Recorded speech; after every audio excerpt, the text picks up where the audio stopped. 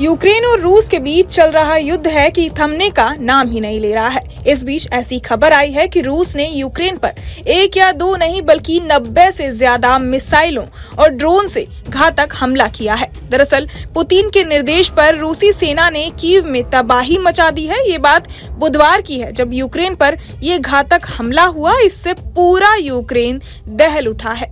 Putin को यहाँ तक भी चैन नहीं आया और उन्होंने अब यूक्रेन पर हाइपरसोनिक मिसाइल से हमले की धमकी जारी की है। आपको बता दें कि पुतिन ने गुरुवार को रूस की नई हाइपरसोनिक मिसाइल के साथ कीव में निर्णय लेने वाले केंद्रों पर हमला करने की धमकी के कुछ घंटों बाद मॉस्को ने एक हमले में यूक्रेन की ऊर्जा ग्रिड को नष्ट कर दिया, जिससे 10 लाख लोग बिजली से वंचित हो गए।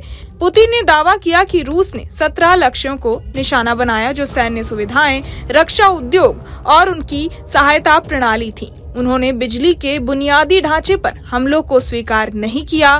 पुतिन ने कजाकिस्तान में एक सुरक्षा शिखर सम्मेलन में कहा कि जैसा कि मैंने कई बार कहा है, हमारी ओर से हमेशा प्रतिक्रिया होगी।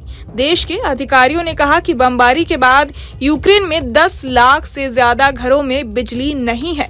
यूक्रेन के मुताबिक ये यूक्रेन की ऊर्जा आपूर्ति पर इस साल का 11वां हमला है।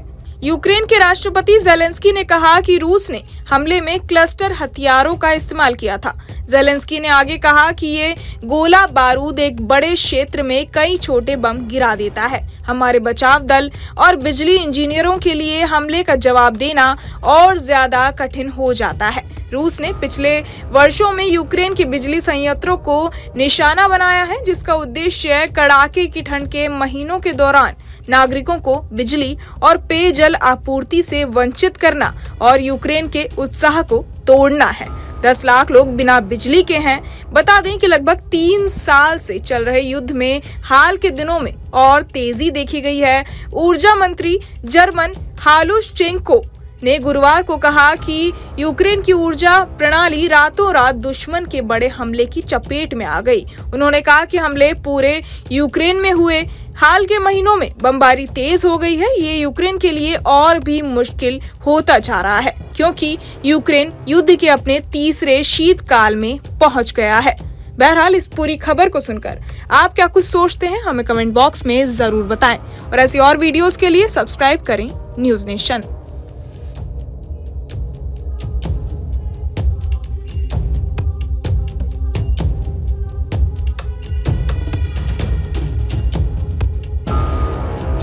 न्यूज नेशन अब व्हाट्सएप पर खबरों के ताजा अपडेट के लिए न्यूज नेशन के इस QR कोड को स्कैन करें।